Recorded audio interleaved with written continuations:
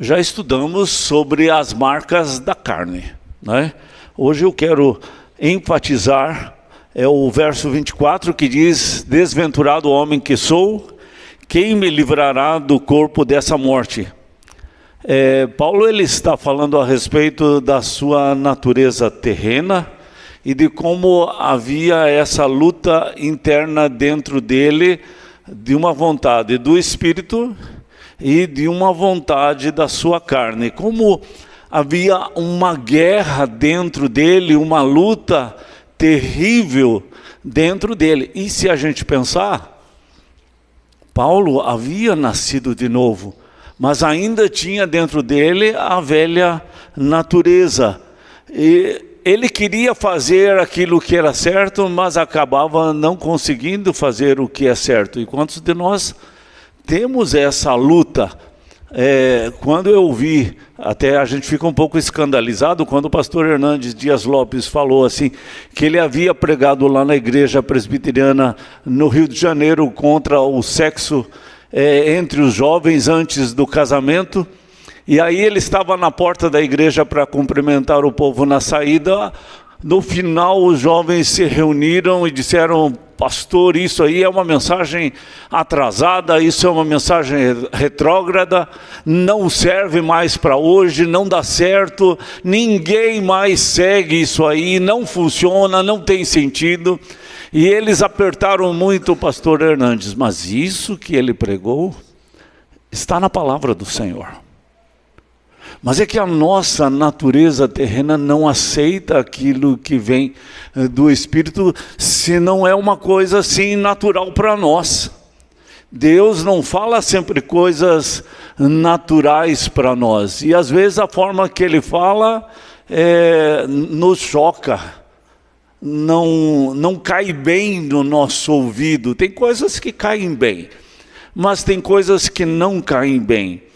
E ele está falando assim, o Paulo está dizendo: eu sou vendido à escravidão da minha carne. A minha carne faz uma luta terrível dentro de mim. Eu quero fazer o bem, nem sempre eu consigo fazer o bem. E aí ele usa uma ilustração que eu queria que ficasse como tema da nossa mensagem no verso 24. Desventurado homem que sou, quem me livrará do corpo dessa morte?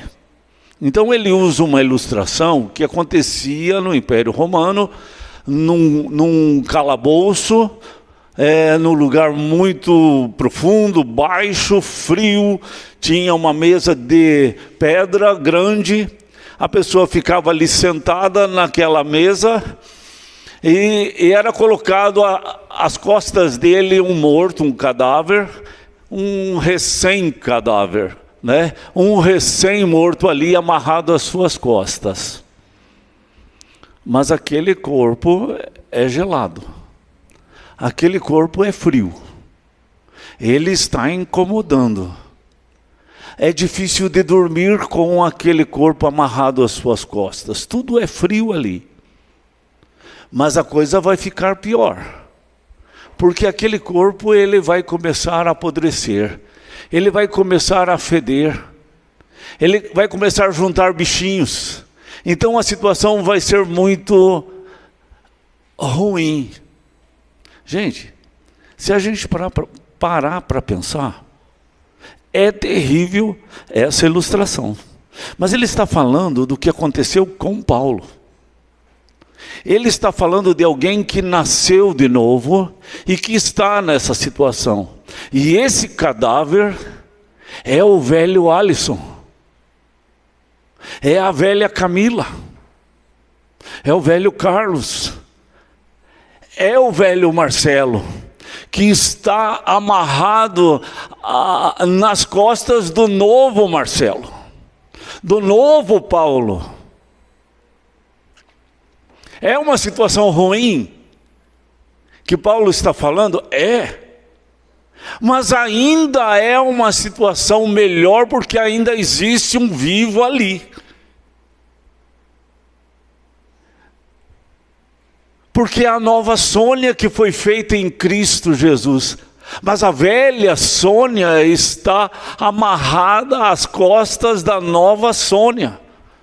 O que isso significa? Que aquele que não nasceu de novo, que apenas nasceu nesse mundo, ele é esse cadáver. Então quem ainda não nasceu de novo é o cadáver. Nasceu já morto em seus delitos e pecados. Paulo fala isso em Efésios 2:1. Nasceu e já é cadáver. E um dia esse cadáver vai para o cemitério, seja 70 anos depois, 80 anos, 50, 40, 3 anos depois, não importa. Mas todos vão morrer. Então esse cadáver no sentido espiritual, ele está separado de Deus, e haverá um tempo em que o espírito dessa pessoa vai sair do corpo, e haverá a morte física, mas ele já nasceu morto espiritualmente. Todos nós nascemos mortos espiritualmente.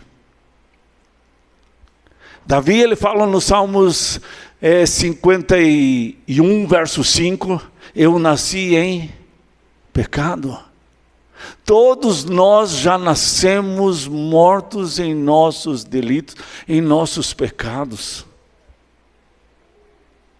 E eu ainda acredito que assim, é como se a gente tivesse, como a nossa alma fosse um balde de sementes, de todo tipo de sementes e pragas. Algumas sementes vão germinar com 2 anos, outras com 3, outras com 4, outras com 10, outras com 15, outras com 20, outras só lá com 50 anos que vão ser germinadas. Mas é só passar o tempo e elas vão vir à tona. Todos nós. Então, esse é o tema. E quando o texto usa a palavra carne, ele está falando a respeito da nossa natureza terrena, porque não é exatamente o músculo. Mas é que quando a gente está viciado numa situação e a gente não consegue colocar a droga para dentro de nós, o que acontece com a musculatura? A gente treme pela falta da droga. Então é isso que eu acredito que é daí que vem a ideia da palavra carne, porque é um apetite que a gente tem, e às vezes é um apetite por alguma coisa estragada, porque quando a gente fica com raiva, sobe aquele sangue, e a gente é descontrolado, isso não é uma coisa boa. Mas isso toma a gente por impulso, e a gente não consegue frear, e a gente fala besteira, coisas que a gente não falaria em consciência plena, na nossa sensatez a gente não falaria. É como se a gente estivesse embriagado naquela ira, embriagado naquela ganância, naquela raiva, embriagado naquele desejo sexual, embriagado em alguma coisa que tomou conta. Isso é chamado de concupiscência na Bíblia. É aquele desejo que toma o tempo todo, de manhã, de tarde e de noite, vai dormir, levanta, pensa naquele problema e não para de pensar, assim como Eva estava. É uma inclinação desenfreada, né? O que acontece é que se você nasceu de novo, você não é aquele cadáver mais. Se você nasceu de novo, você é uma nova criatura em Cristo Jesus. E você não é aquele cadáver não te define. Mas se você não nasceu de novo, como foi mencionado aqui no início do culto, na hora das músicas, a gente é o cadáver. E o cadáver nos define. O cadáver nos identifica, o pecado nos identifica. É só você ver a diferença, Pedro e Judas. Pedro traiu Jesus 3 vezes. Judas traiu Jesus. Judas é conhecido como Judas. A palavra Judas já está identificando traição. Ninguém coloca o nome dos seus filhos de Judas, porque já identificou a traição. Ninguém quer colocar o nome do seu filho de traidor. Mas Pedro é traidor. E por que a gente coloca o nome dos nossos filhos de Pedro? Porque o Pedro não é mais identificado como traidor. Pedro é identificado como líder da igreja. Pedro é identificado como um servo do Senhor. Pedro é identificado como aquele que escreveu cartas. Ele trouxe orientações ao povo de Deus. Ele pregou primeiramente aquela multidão que tinha gritado para Jesus ser crucificado. Mais de 3.000 pessoas se converteram a Jesus através daquela pregação. E quantos outros depois que a gente não sabe. Porque o Filho de Deus, ele não é identificado pelos seus pecados. Porque o seu pecado é perdoado, é lavado, é tirado. O seu passado não conta mais, porque o sangue de Jesus removeu a sua culpa. A gente que é tolo de ficar mexendo nas coisas do passado que já foram perdoadas, que já foram lavadas, que já foram purificadas. A gente que é tolo de ficar indo atrás de culpa e coisas assim, e fica remoendo e remexendo naquela coisa que não deveria. Mas porque se Jesus, ele diz assim, dos seus pecados eu não lembro mais, por que é que a gente tem que ficar lembrando, remoendo e naquela masmorra sofrendo? Então, a carne, eu identifico ela como a nossa rejeição. Quando Adão e Eva saíram do jardim do Éden, veio a culpa, veio a vergonha, veio o medo, a falta de aceitação, veio o sentimento de rejeição. E isso nós todos adquirimos ao nascer, porque nós somos a multiplicação celular de Adão e Eva. Então a gente já nasce com essa tendência dos problemas de Adão fora do jardim. Todos nós sofremos com orgulho, todos nós sofremos com a rejeição. Por quê? A rejeição tem a ver com o orgulho. O orgulho é um problema e ele gera dentro dele a rejeição. E aí, eu só queria relembrar algumas coisas, nesse sentido da carne e de como ela age, daquilo que foi falado no retiro, daquilo que a gente tem falado sobre esse assunto. Eu queria só hoje fazer assim uma recordação, uma listinha de coisas, de como é que funciona a carne. A carne, ela vai sempre querer aceitação. Ela quer confetes, ela quer elogios, ela quer chamar atenção, ela quer ser vista.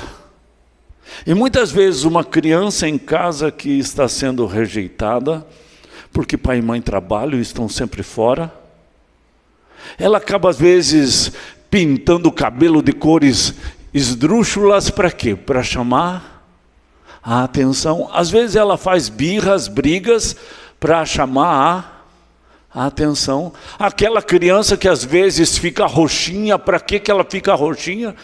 Da onde que ela aprendeu que ficando roxinha, trancando a respiração, ela vai ficar roxinha e vai conseguir coisas do seu pai e da sua mãe?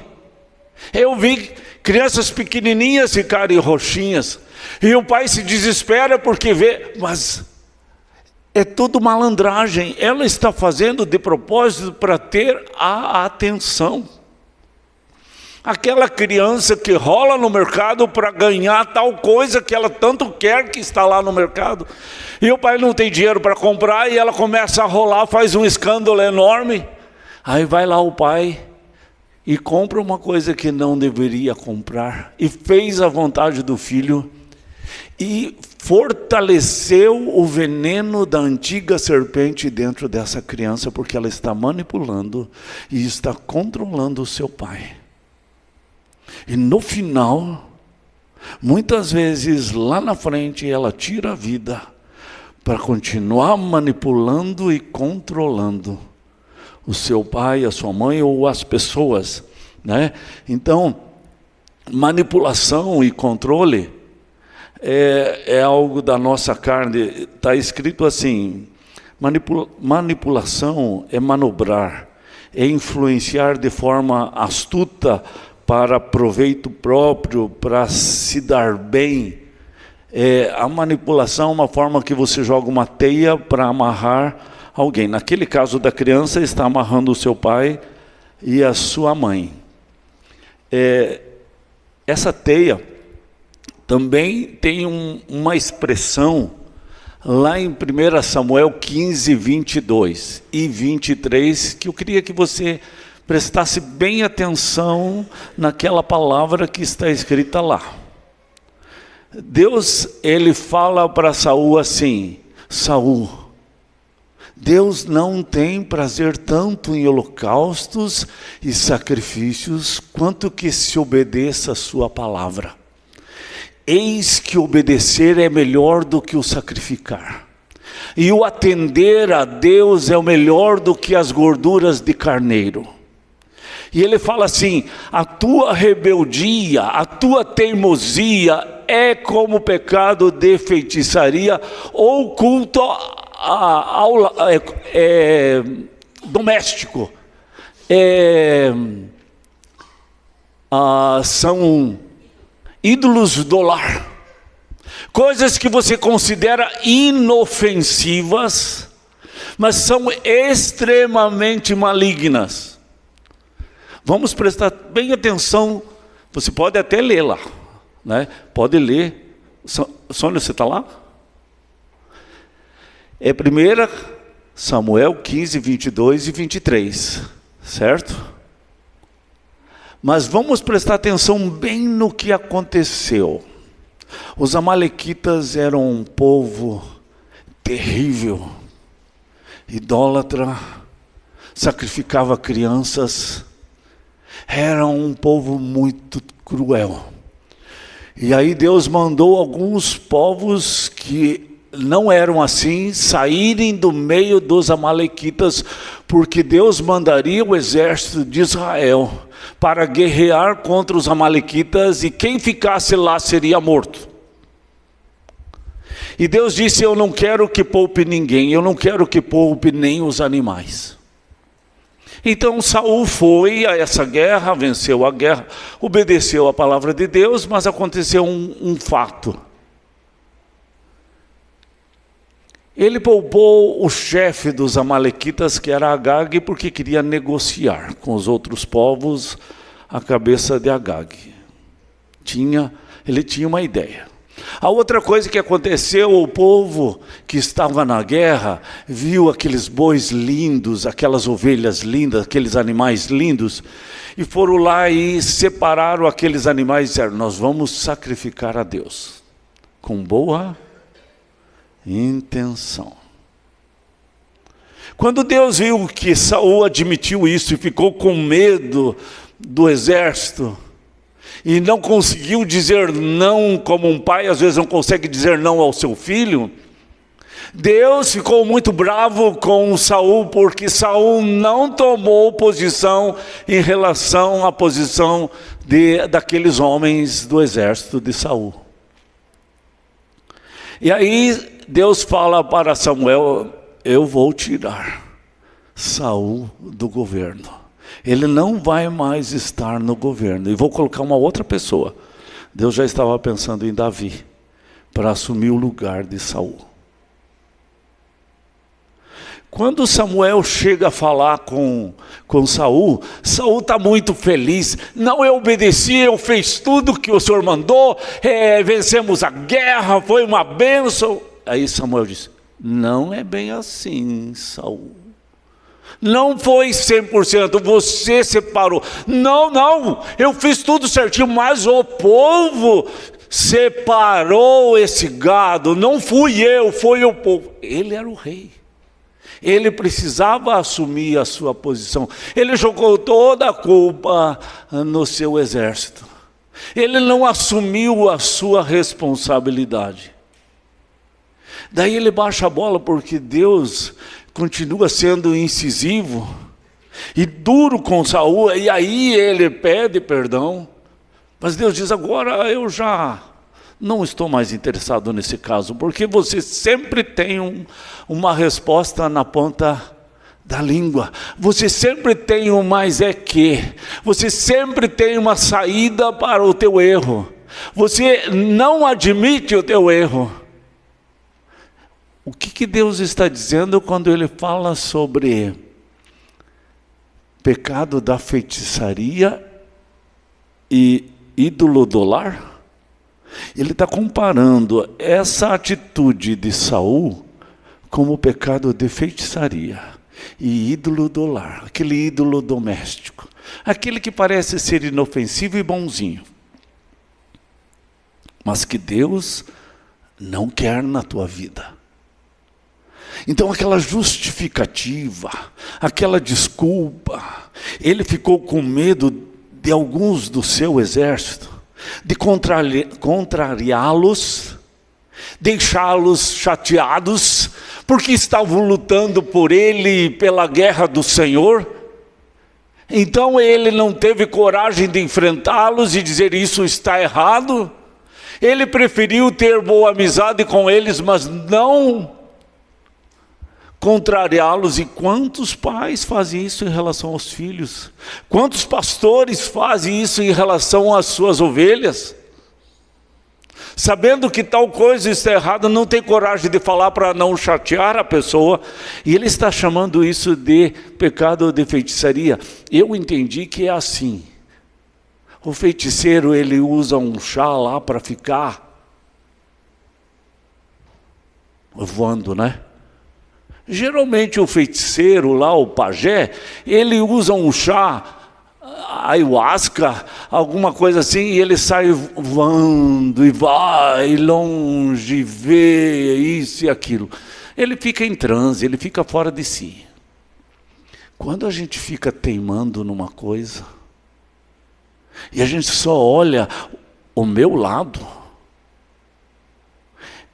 pode notar assim, isso já aconteceu muitas vezes comigo, que daí chega na noite, antes da noite ainda eu estou com 50% de erro e 50% de acerto. O Carlos está errado 50% e eu estou errado 50%. Ele está certo 50% e eu estou certo 50%. Até que está bom. Mas passou a noite, no outro dia, pode colocar, ele já está errado 70% e eu estou errado só 30%. Porque a gente vai piorando a situação sempre para o outro. E a gente vai culpando sempre o outro. E a gente vai desorganizando a casa. Por isso Deus diz: não se ponha o sol sobre a vossa ira. Não deixa fermentar a coisa na tua cabeça. Não deixa as trevas falar com você durante a noite. Leia a palavra, leia a Bíblia, ore diante daquela situação. Não deixe ficar rodando aquele assunto, seja com o teu filho, seja sobre teu marido, seja sobre vizinho, seja sobre quem for. Não deixe aquilo tomar conta da tua cabeça, porque é como o pecado da concupiscência, domina. E a pessoa fica como em transe,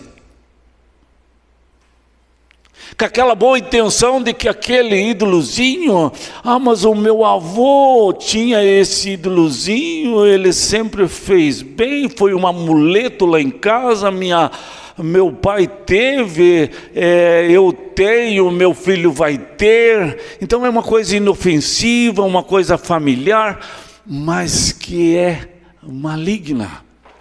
Como aqueles jovens da igreja presbiteriana, lá do Rio de Janeiro. Pastor, como que o senhor vai dizer que sexo no namoro é pecado? Como é que a gente vai saber se vai valer a pena casar, se dá certo, se a gente não pode fazer sexo? Está errado, pastor, isso aí é mensagem antiga, não tem mais nada a ver para hoje. Vocês estão entendendo aonde eu estou querendo chegar? Né? Algo que ludibria a mente do Saul, a nossa mente, né? E ele usa as nossas palavras contra nós mesmos.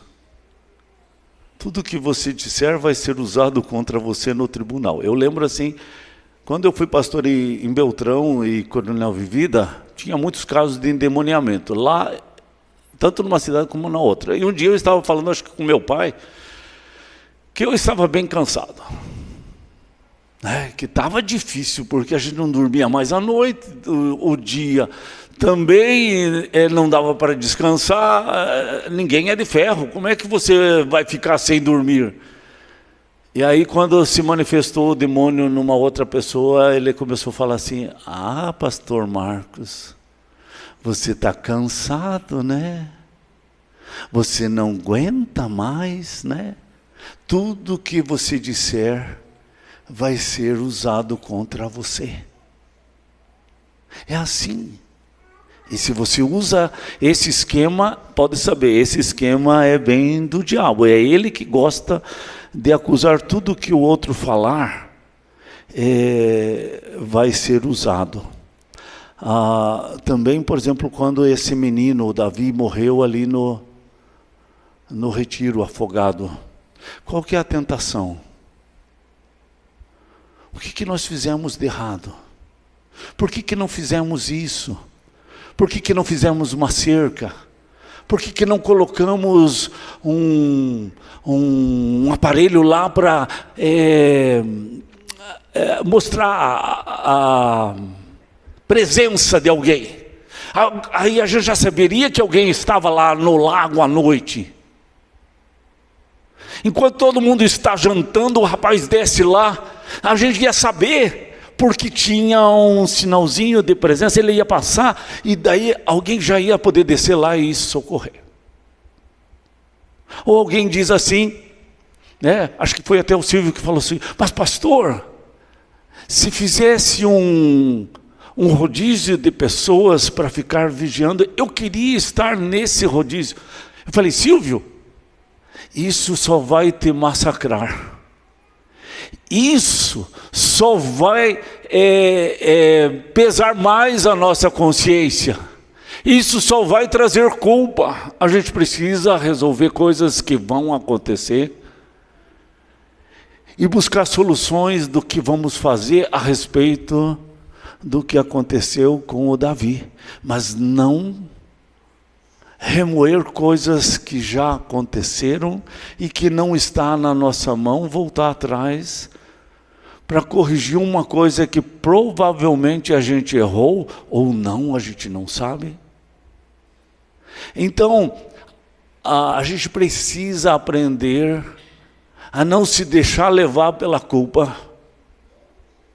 A gente precisa ouvir a palavra do Salmos 46, aquietai-vos e sabei que eu sou Deus. Nós precisamos aprender a aquietar a nossa alma, aquietar o nosso coração, reconhecer que Deus é Deus, e não estar no controle sobre tudo, porque é daí que vem as acusações. Por exemplo, se alguém da tua família morre no hospital, e você levou teu pai para o hospital, você levou para aquele médico, e aí aconteceu alguma coisa lá que deu uma infecção e ele morreu, aí você começa a dizer, por que eu levei o meu pai lá? Por que eu levei naquele médico? Por que eu fui fazer essa burrada? E vai se enchendo de culpa, como se você pudesse mudar a história. Como se você pudesse não ter levado ele para aquele médico. Ah, não, vem o teu irmão dizendo, se você tivesse levado lá no meu médico, lá em Santa Catarina, é muito melhor do que esse aí de Chupinzinho. Gente, isso é só trazer um fardo que não resolve. Pesa mais a consciência, não resolve e ainda atrapalha em muito. Eu lembrei de umas palavras lá da Suzana no retiro, ela falando a respeito dos aconselhamentos que ela faz, e ela vê pessoas que podem usar frases que são frases boas, não são frases ruins, mas elas podem usar essas frases para manipulação e controle. Olhe o meu colar é o melhor, é o mais lindo, é o mais caro, porque quer atenção para si. Veja a diferença, o colar não tem culpa nenhuma. E o colar poderia ser uma coisa muito bonitinha, mas quando a pessoa quer para mostrar que ela é superior ao outro, é o pecado. Ela usou uma frase que também não teria problema nenhum uma mulher dizer para o marido, para o esposo, você é o marido mais lindo do mundo. Isso não seria uma frase ruim, mas muitas vezes frases assim podem ser usadas para manipulação e controle, porque é o desejo de ter a pessoa sob o seu domínio, como às vezes aquela mãe que diz assim, não reconhece que eu sou tua mãe, você passou 9 meses na minha barriga e não me respeita. E toda essa fala não é manipulação e controle?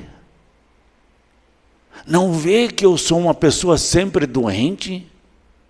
Quantas cirurgias eu tive que fazer, você não se compadece de mim?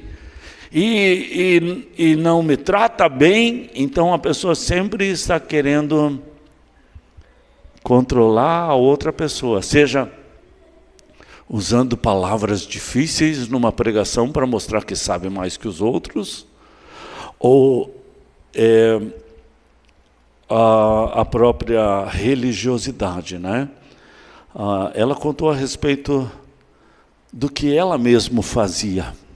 Então o marido dela é pastor, na porta da igreja sempre estava cumprimentando todo mundo.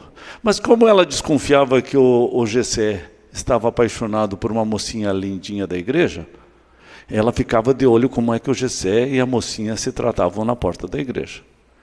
Tudo que eles faziam, ou seja, a forma de se cumprimentar, sempre tinha intenção, na visão da Suzana. Sempre. Depois ela caía em cima dele em casa. Olha o jeito que você cumprimenta aquela mocinha. Você é apaixonado por ela, sim. Mas aonde que ela inventou isso? Na cabeça dela, né? Lembra que ela falou exatamente isso? Tudo isso estava na minha cabeça, né? Então, a dificuldade toda é com a nossa rejeição. Preste atenção quando você é corrigido, quando chamam a tua atenção sobre um erro que você cometeu, como é que você reage? Sobe o sangue. Você fica chateado quando alguém te chama a atenção? Quando Samuel está no mundo da lua, e eu falo com ele assim, Samuel, você está no mundo da lua aqui. Samuel, o que é que eu falei tal hora, tal momento, ele não sabe, ele fica lá. Se você ficar com raiva, ficar bravo, mostra o quê? O sentimento de rejeição. Jesus levou na cruz as nossas rejeições. Isaías 53 diz assim, ele foi o mais rejeitado entre os homens, porque ele teria que sofrer a minha rejeição, a tua rejeição. Sabe, aquele sentimento, eu sou muito feia, ninguém gosta de mim. Essa rejeição, ela faz parte do cadáver. Ela precisa ser destruída, essa rejeição, porque esse cadáver precisa ser destruído. Não faz parte do Filho de Deus, do nascido de novo, porque o nascido de novo pode ter até um orelhão, um narizão. As pessoas até podem brincar assim, pare de respirar um pouquinho para eu poder respirar, né? Ladrão de ar, tanta brincadeira que pode fazer. Mas se você sabe o teu valor, se você sabe que você foi comprado pelo sangue de Jesus, se você sabe que você nasceu de novo, essas brincadeiras não te atingem, você ainda dá risada delas, porque você sabe a quem você pertence, de quem você é. Essa orelhona não te define, o narizão não te define, o pecado não te define. É a história de Pedro e Judas, vamos lembrar disso. Porque é assim que acontece com os filhos de Deus. Eles são transformados como Pedro foi transformado. E Pedro não era melhor que Judas. Mas Pedro, veja bem o que Deus fez. A transformação que Deus fez na vida de Pedro tornou ele muito melhor do que Judas, por causa do sangue de Jesus, por causa da graça do Senhor, né? Porque ele levou as nossas rejeições lá na cruz, né? Então, vamos orar? De fato, quando nós olhamos para nós mesmos e ainda vemos a natureza caída, pecaminosa, as inclinações para o mal, a tendência, a malícia, o orgulho em nosso coração, a vontade de aparecer, a vontade de ser elogiado, a vontade de ser visto pelas pessoas e ser reconhecido, o valor pelas pessoas, a gente tem uma luta muito grande interior. Como Paulo fala, vendido a essa escravidão, dominado por essa escravidão. Graças a Deus que nos dá vitória em Cristo Jesus. Graças a Deus não precisamos ficar detidos a isso. Graças ao Senhor podemos ser libertos. Graças ao Senhor, a Tua palavra é poderosa para nos libertar e nos fazer discípulos do Senhor. Fazer pessoas que realmente prestam aos olhos do Senhor. Porque de fato, sem o Senhor seríamos como Judas. Tranquilamente Pedro seria como Judas. Totalmente destruído pela culpa, pela miséria. E uma coisa puxa a outra, a gente sabe muito disso, porque o Senhor mesmo falou que um abismo chama outro abismo. Dá, Senhor, que o Senhor abra os nossos olhos para percebermos essas ciladas, quando caímos e ainda vamos nos esfolando, rolando e nos machucando ainda mais. Que o Senhor nos levante, que o Senhor esteja firmando os nossos passos sobre a rocha, nos dando um banho, nos lavando completamente, colocando em nossos lábios um novo cântico, um hino de louvor ao nosso Senhor. E o nosso coração vai se agradar da Tua presença, porque no nosso coração o Senhor colocou a Sua palavra, a Sua lei. E temos então alegria na Tua palavra, temos alegria na Tua lei, que ela é perfeita, ela restaura a alma. Nós amamos a Tua palavra, Pai. Nós amamos aquilo que Jesus fez lá na cruz por nós. Nós reconhecemos uma obra tão grandiosa de amor, de sacrifício, de dar a Sua vida por mim, por nós. Obrigado, Senhor, porque o pecado ele é removido, ele é destruído, queimado lá na cruz, Pai.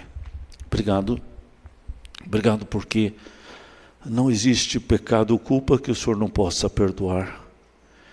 E que o passado, por mais horrendo, por pior que ele seja, ele pode ficar para trás, pode ser perdoado, pode ser lavado, pode ser queimado todo esse pecado. Não precisamos ficar remoendo ele, não precisamos ficar fazendo culto a ele.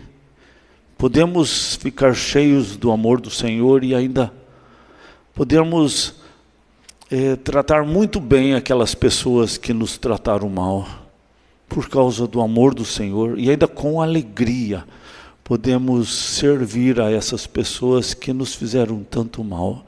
O Senhor diz assim, que quando amamos aos nossos inimigos, nos tornamos filhos do Deus Altíssimo, parecidos com o Senhor. Nos coloca isso como um alvo em nossa vida, Pai. Porque Jesus mesmo disse que se a gente ama só os que nos amam, não temos vantagem nenhuma sobre os homens maus, porque os homens maus também amam aos que os amam. Por isso, Senhor, sonda o nosso coração e nos leva, Senhor, a amarmos aqueles que estão nos fazendo o mal, Senhor. Para que o nosso coração ele fique intacto, ele fique protegido de sentimentos de rejeição, de coisas que podem ser para acusação e destruição de nós, Pai. Louvamos o Teu nome pela misericórdia, pela graça, pela nova vida em Cristo Jesus, Pai. Oramos em nome de Jesus. Amém.